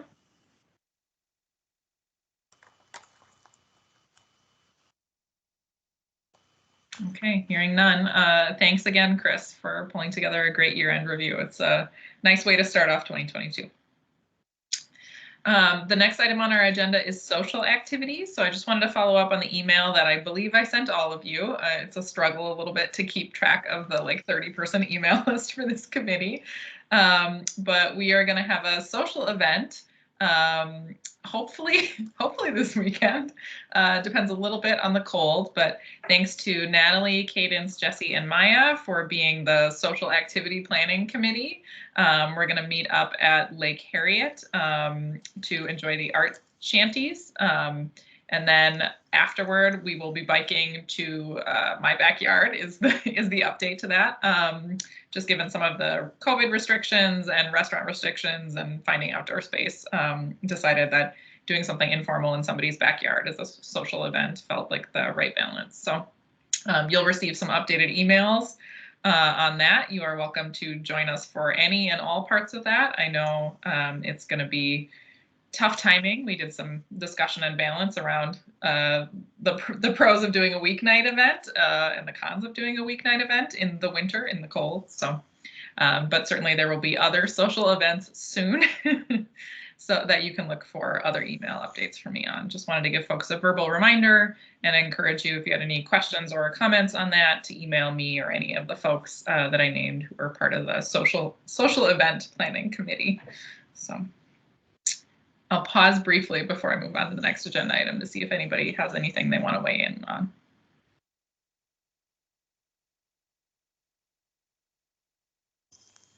Cool. All right, the last agenda item is something you also received an email about if you're on the BAC, staffing announcement. So Matthew Deardahl, our lead staffer for the Bicycle Advisory Committee, is going to be leaving the city of Minneapolis as of next Friday. And I have a lot of very big feelings about it. We are hot off the heels of Robin Garwood leaving our committee. And Matthew has really been instrumental in making sure that this committee can do the work that we were formed to do as a committee, right? Council put together an enabling resolution at some point and said, here's what you should do, and we've been doing it. Matthew, I'm gonna say some positive things about Matthew, and then if any other folks want to say some things about Matthew, you're welcome to do so. And then I'll open it up for Matthew to say whatever he would like to say on this, his last Bicycle Advisory Committee meeting as a staff person for the city of Minneapolis. You can call in as a member of the public moving forward. It will be different. So I just want to appreciate Matthew as a tireless advocate. Matthew's been an advocate for a very long time. You are an extremely thoughtful staffer. It is a hard job to be both an advocate and a city staff person at the same time. You know, the work that you do representing the Bicycle Advisory Committee, I know is just a very small slice of your job. We would like to think it's your entire job, but it is not, in fact, your entire job. You have a lot of things to do besides being the lead staffer on this committee. And it is really tough to be in that spot where you are both the internal advocate and the public-facing advocate, right? You have to balance a lot of things every day to be effective in your role. I think of you as a translator, right? You are constantly doing the work of figuring out, you know, how do our goals as a committee talk to the staff at the city of Minneapolis, and making sure that as we bring things forward, that we're doing so in the way that gets us closest to the outcome that we are trying to achieve. And that's a very hard job. A lot of the things that we are pushing on and the people we're pushing on, they're your coworkers, they're your managers. And so, you know, to be an advocate for us and an advocate within the city at the same time is a really hard job. And I just want to appreciate that you've done a lot of work. Your job didn't exist before you stepped into it. You didn't have anybody to say, here's what your job looks like, and here's what you should do. And you figured it out and you did it. So Yeah, you're pretty essential. I'm gonna miss you a lot. I think many folks will miss you a lot. I know you're like not really going anywhere, but it feels like a really big change, and at the same time, it's a really big opportunity for all of us, right? Like I'm excited for you about this next stage in your advocacy and your career. It's really exciting to think about what this will give us, in terms of opportunity for folks like Chris and Millicent, who have done also a lot of work behind the scenes to make this committee operate. And also it's still a really big change. So just wanted to start us off with some words of appreciation. I will open up the floor in case anybody else has things. I'll stop talking. I've been talking a long time.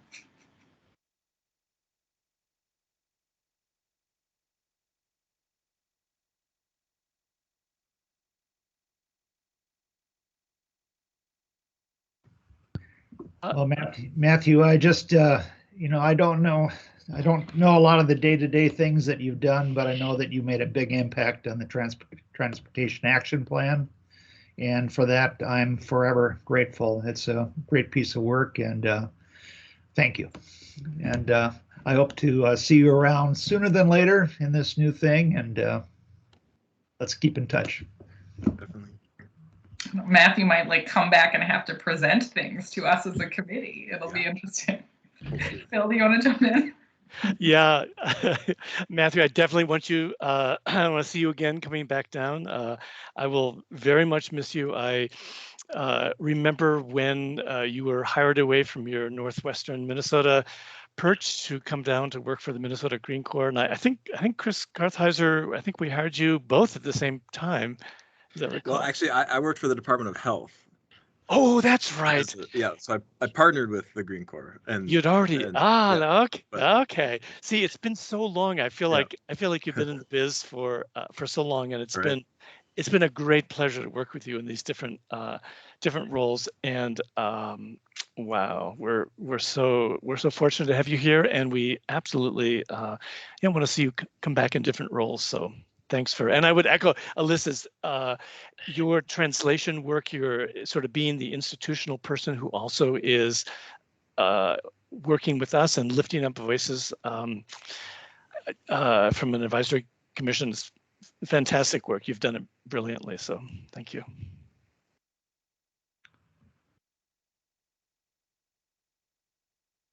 Go ahead, Janice.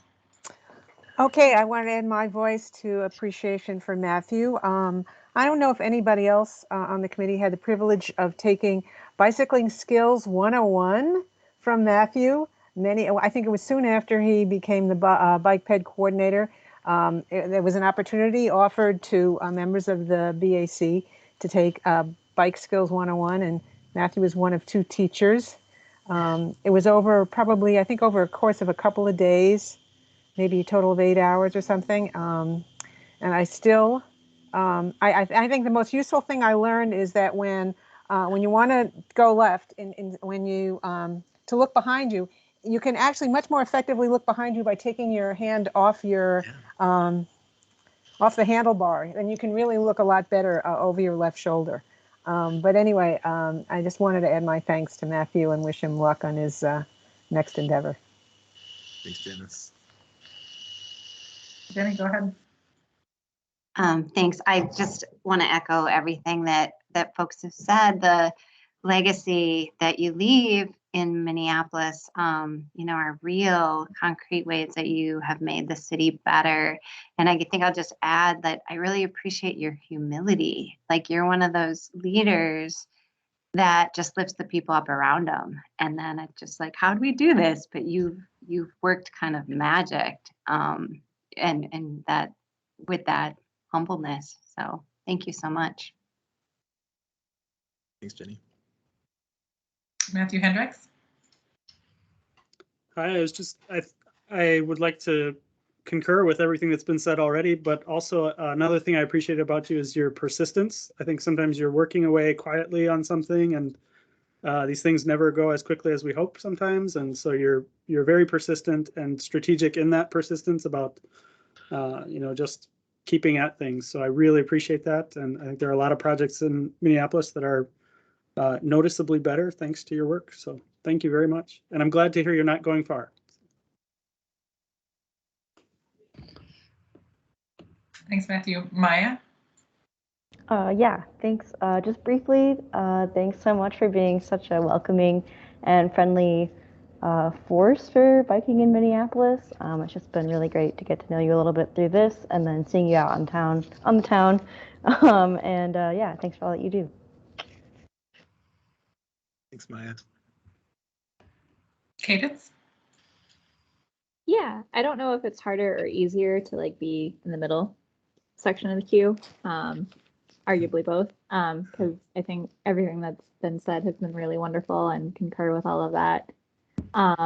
But also just want to like personally thank you as well for like helping newer folks feel welcomed and like with the onboarding process, because there is a steep learning curve if you've never been to a meeting before or are moving into a particular role on the board.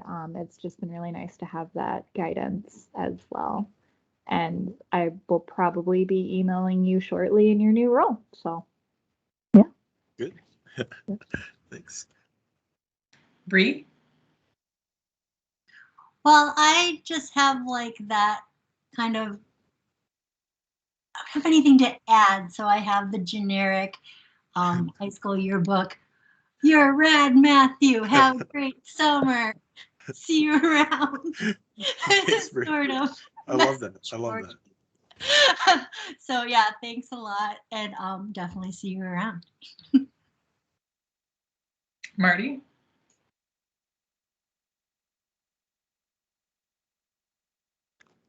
Marty can't hear you, but it looks. I know we haven't worked around each other a lot, but I remember getting a note from you saying welcoming to the committee. And I just want you to know that you are the example of a leader. Everybody around you is better by knowing you. So I'm sad that you're leaving because you are the model of what I want to become with this committee. So thank you. And I hope to see you again. Same, Marty. Thank you. Yeah.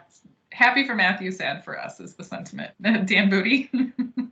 Yeah, in addition to all the work and everything that other people have said, I think your persona is so great. It's such a great blend of like casual and professional, the right blend that invites feedback. Like you're really good about encouraging people to provide feedback and even constructive criticism on projects that you may be involved in or connected to. So I just really appreciate that. Thanks, Dan. Yeah, I would echo that. Your job is a burnout job, and the fact that you have like a sense of humor about doing it feels really great and really important. So I don't see any other hands raised. I'm going to give folks one opportunity to chime in before I let Matthew say whatever Matthew wants to say about leaving. Sure, I can say something. I emailed Matthew right away separately with a big no, but when I first started, it was intimidating to start on the BAC, and we were in person, and I didn't know anybody at all on the committee. There were names I knew from Streetsman articles, and that was it. So I appreciated how Matthew kind of made it so that I could approach him with questions and things like that helped integrate me a little quicker. And then now a few years later, here we are. So good luck to you in your new role, Matthew. Thanks, Aaron.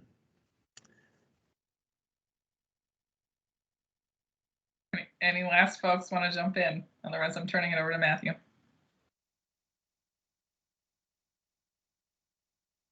All right, go for it, Matthew.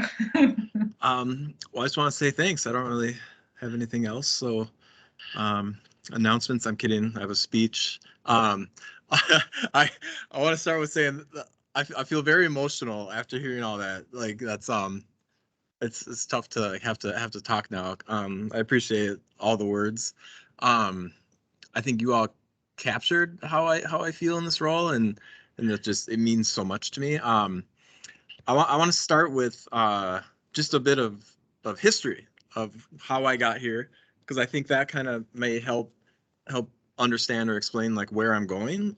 So I have only done active transportation work in my career, and I feel very lucky about that. It's such a it's a career that I just feel like so passionate about and excited to have started in 2008 in Bemidji, Minnesota, up north, with Blue Cross Blue Shield on a 5-year project to help make Bemidji a place where people can, incorporate physical activity into their daily routines, and doing that through the built environment and developing policies and systems and environmental change to like give people the confidence and to make that choice to walk and bike. Was something about that just clicked in me right away. And it was a very like inspirational idea and topic, and one that I just sort of felt I could make a career out of. And I appreciated that. And then from Bemidji, I went and worked with the Minnesota Department of Health and did technical assistance across the state for walking and biking. And a quick sidebar to that, it was probably in 2012, 13, I saw a job posting for bike program manager in Fort Collins, Colorado. And I was like, oh my gosh, what, like that job exists? That's so exciting. What an idea, And so I applied for it, and I got farther in the interview process than I would have imagined. And that sort of lit a fire for that type of job, which turns out to be what I have now.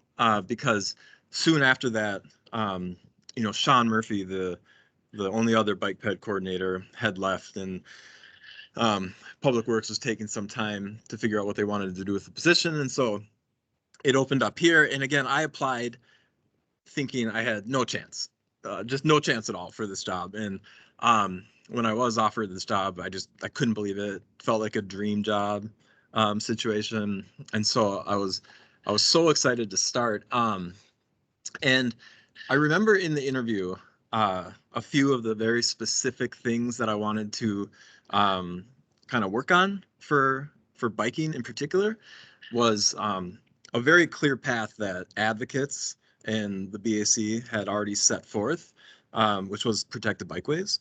And so that was one of the first things that I started on in this job in 2015, was to help complete and pass. Simon was the project manager, but to pass the 2015 Protected Bikeways update. And then from there, I really wanted to take on protected intersection design, because the idea with protected bikeways that we were doing is we sort of protect the middle part, but the intersections where the crashes happen. And that has taken like a series of years to get traction on that. And I'm actually pretty proud of where we are with protected intersections in Minneapolis. We have a preferred bend out design that's expected to be on all projects. And so that's one thing that I'm proud of. So a few more reflections on the past 7 years. One of the things that I think is that just like I always feel is that almost nothing that I feel like I could take credit for, or I feel like it's hard for me to think about how I can take credit for almost anything I do without the proper context of advocates and folks like you on the PAC-BAC have been pushing for us to do that, right? So we did protected bikeways in Minneapolis because you all pushed us to do that. Protected intersections, you pushed for that. Neighborhood greenways, that came from people in the community. The complete streets policy, that was you, and then we worked with you to develop it. So that's the type of appreciation that I have for this role, is that anything that I've done or that we do as staff is really in partnership and in response, I think, to what people are asking for. And so I really appreciate that about this role. Let me think. I think I appreciated what a few of you said about the nature of my role, and I think that's so interesting. One of the things that I will comfortably take credit for, take sole credit for, is I feel like I've tried very hard to honor the role of bike ped coordinator as sort of envisioned by the people that wanted it to happen, right? So that's just been something that I've really tried hard to do, is make sure that I'm on the same page as you all, that I'm communicating what people are saying on the PAC, BAC, working internally to help make the things happen. And so that's just one thing that I've just always had as the front of my like to-do list, and wanted to make sure that I honored that. A piece of the role that you all don't see is the project details internally. So we have these core team meetings, and my role here is not to like lead or push on design, because that's what you all are here to do, is advise us. But internally, that's one of the big roles that I do, is like really push to try to make every project as good as it can be for walking and biking, and specifically on those details between what our planners are coming up with in TPP, and then our operations staff and maintenance and that type of coordination. What else? Okay, sorry, I don't know how long I'm talking for, but a few other things. I also just have really appreciated how strategic you all are on this committee, and that's hundreds of projects. Each one of them you all take so seriously, and really get into the details, and have made so many projects better. I think that's really important. I've also really appreciated seeing the evolution of the BAC over the years. I think the BAC has advanced from focusing primarily, maybe largely, on project details and some of the big policy, to like systems change. And that's really cool to see, especially with this new BAC that had a lot of turnover. You all are awesome, and it's fun to see that change. And I tried to change with that, and I think Melissa and Chris and I try to acknowledge that and communicate that internally. Which brings me to one of the final things I have, which is Chris and Millicent. I want to thank you all on this committee. I think we are in such a good place. We have so many good systems in place. In that aspect, I don't think anybody's going to notice that I'm gone. Awesome team. They will, make it seamless in the interim. I'm not sure exactly what's going to happen with my position, but I know my leaders, supervisors, and TPP are working to work that out. I feel like I just got a big rush and I don't know how long I've been talking. Maybe I think I may have blacked out a little bit. So I'll just say, in closing, I have so much respect for you all. I am. It's like a bittersweet move for me. But I am. Oh, I guess one other thing. I'm going to Alta, planning and design. I think I noted that in the email.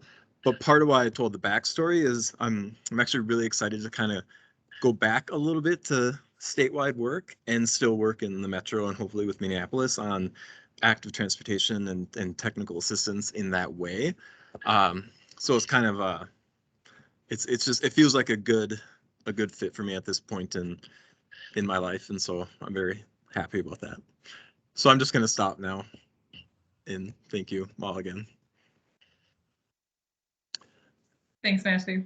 I think I can say confidently that we are all wishing you the best. This is good. It sounds like, I don't know, as I'm reflecting on everyone's comments and your comments, the idea of like evolution really comes to mind. The fact that like the BAC continues to evolve. You are continuing to evolve your professional role on a trajectory. We as a committee are gonna figure out how we best support Chris and Millicent while you're gone, and then also, figure out how do we want to evolve the role that you've had at the city for a very long time into something that will continue to serve the best interests of the city moving forward. So really hard time, change is always hard, and also lots of opportunity, lots of things to celebrate. So thanks for giving us an opportunity to celebrate you as you springboard into your next thing. It's going to be very cool. So, does anyone have any closing comments before I switch over to announcements? I know like it's always going to feel abrupt, but I'll give folks a minute in case there's anything else you want to add.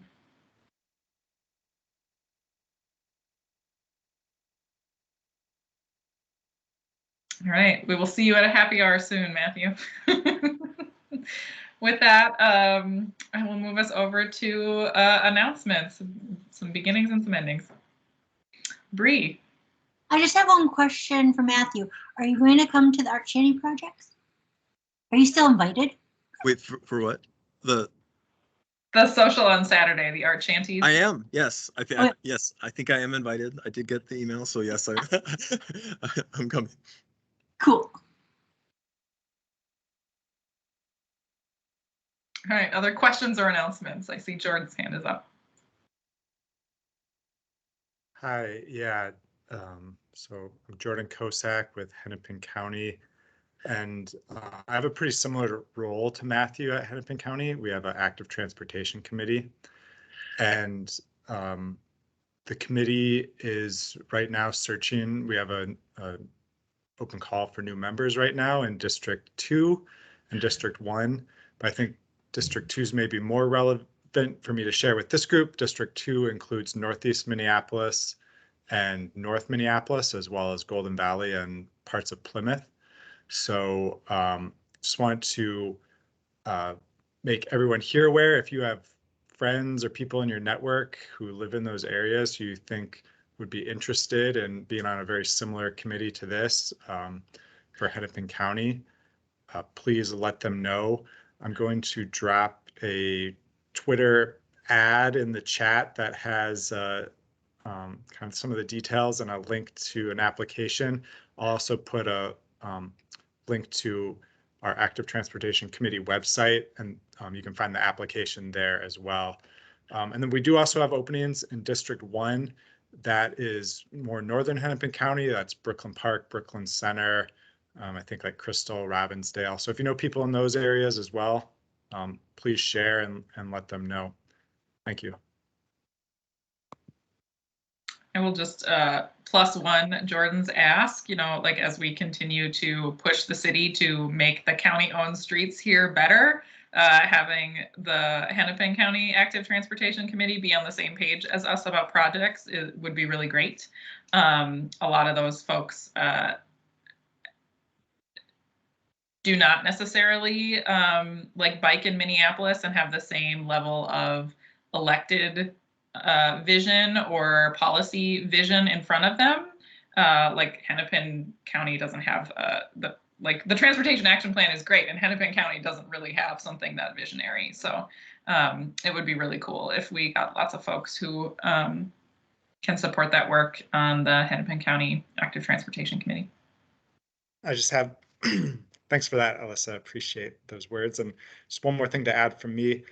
My Teams is being a little funky tonight. I'm not able to access the chat. Millicent, could I send you some of the information for you to email out to the group later? Would that be okay? Okay, thank you. And then no set deadline. It's been open for a week. I'm going to keep it open like 3 weeks, see what sort of return of applications I get. Might keep it open longer depending on who we're seeing apply. So thanks. Other announcements?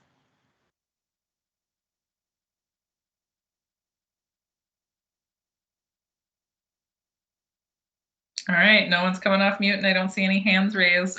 Thanks everybody for kicking off 2022 with some great stuff and some complicated feelings about Matthew's departure. I look forward to doing at least the first half of 2022 with the rest of you on the Bicycle Advisory Committee. I'm looking forward to seeing some folks this weekend. Take care and stay warm. And we'll call us adjourned. Bye. Bye. Bye.